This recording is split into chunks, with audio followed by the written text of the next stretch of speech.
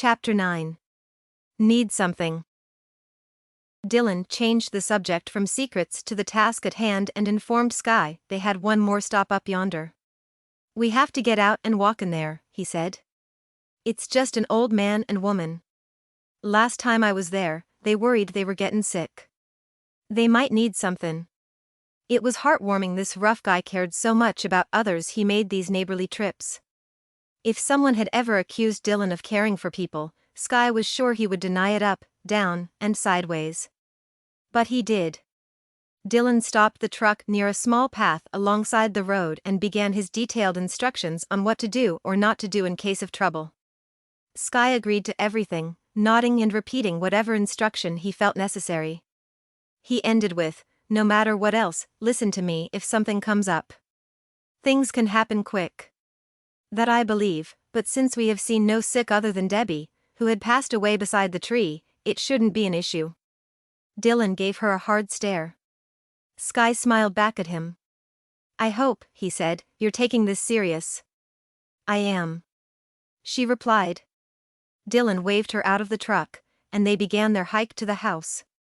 Finally, that was longer than cruise ship safety procedures. "I'm surprised we didn't have a drill." Sky chuckled to herself. The beauty of the area captured her attention. Rays of sunlight shone through the tall trees, lighting up little pockets of greenery below. A creek bubbled somewhere to the right, but try as she might, Sky couldn't see it. Two chipmunks scurried across Dylan and Sky's path as they chased after each other. Every so often, Dylan paused and held up his hand for Sky to stop. They'd stand quietly as he examined the trees until he said it was safe to move on. "And I hear nothing except what is right in front of me." He must have amazing hearing.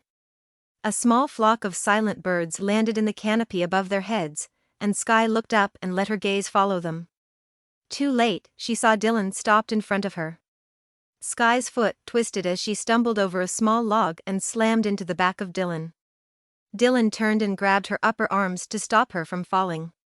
"You okay?" he whispered. "Yes, I tripped over this piece of wood." Sky tapped the log with her foot. "Your ankle okay?" Dylan crouched down and slid his fingers around it. His hands felt warm and solid as he ran them along her foot and ankle. "I'm fine, I am. I should have been looking at the ground instead of the birds. Which is what I'm sure I promised in the truck during the 101 things Dylan wants you to do if you dare to travel in the woods with him list. Now I have already failed." Sky squirmed under his hard gaze. Dylan's eyebrow rose. "You were looking at the birds?" Sky looked at the patchy, thin bit of grass beneath her feet. "I'm sure that wasn't the first rule I broke." She imagined his wince every time a twig snapped beneath her shoes. After his reminder to keep her eyes on the path and several other things she wasn't doing right, they continued on. This time she would do better. Sky kept her gaze glued to his back or the trail at all times. Not even the cutest gray squirrel scurrying up a tree beside her could take her eyes from Dylan. Soon, they arrived at the edge of a small, colorful glen with a cozy, old-fashioned log cabin in the middle. A little wood barn sat to the right of the house with a cow and a few chickens peacefully gazing beside it. Dylan crouched down and indicated that Sky should too. She studied the home along with him but saw little else. Sky glanced at Dylan and followed his gaze. "Nothing." She looked at him again. He looked worried. She tapped his arm. When he looked at her, she mouthed, "What?" "They ain't here," Dylan whispered. "How do you know?" He pointed to the windows. "No lights. Even during the day, old people leave lights on." His finger moved to the door. "The door is shut tight, which is odd for them." Then to a fallen branch across the walkway.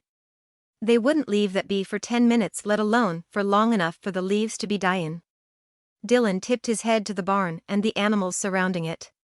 "The barn doors are open so the animals can get more food. Isn't that a good thing? Only if you're not going to be around, animals have feeding times. Also, the gates are open. They don't want them trapped in there." Dylan whirled his hand around them. "And it's quiet." "Mostly." Sky listened. Besides the occasional creak or wind in the trees, Sky heard nothing. Dylan continued to study the area.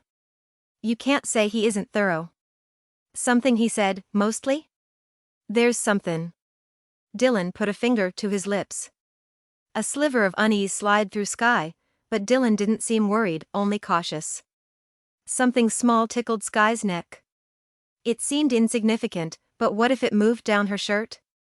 She didn't remember bugs being covered in her instructions from Dylan. It stopped crawling, and she waited. It moved again. No. Stop. Just fly away or whatever. You will get me into trouble. It continued deeper under Sky's collar. Oh my goodness, how big is this thing? Okay, what are my options? I'm quite sure I can't slap anything, but can I brush or flick? That may have been in the small print. The bug wiggled again. Before she could stop herself, her hand jerked to sweep it off. Sky caught herself and slowed. Dylan's head whipped around. Sky sagged and closed her eyes, preparing herself for another talking to. Busted. I thought I was so quiet too. Sky opened her eyes. Dylan wasn't looking at her. He was looking past her. Sky turned to search the woods behind her. I don't hear anything. Dylan tapped her shoulder and put his finger to his mouth. He does. Sky nodded and watched him scan the area to her left. Dylan's eyes darted to a new area. He peered earnestly in that direction, then to a third spot on their right. A bead of sweat formed and rolled down the side of Dylan's taut face, sliding over a pulse in his jaw. His hand gripped an arrow, his body tight. Sky's unease grew as the tension radiated off him. His eyes bore into the forest, searching for the answers he sought.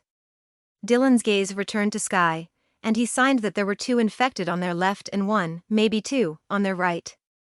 Sky's heart stopped, and her eyes widened. 1 would have been bad enough. 1 they could handle. Her stomach lurched, and the blood rushed from her face as Dylan eyed her. He laid a gentle hand on her arm before signing that together they would slip back to the truck. Lastly, he pointed a finger at her, then his ear, then him. She needed to listen to him. Dylan need not have worried. Following his orders was her only purpose now.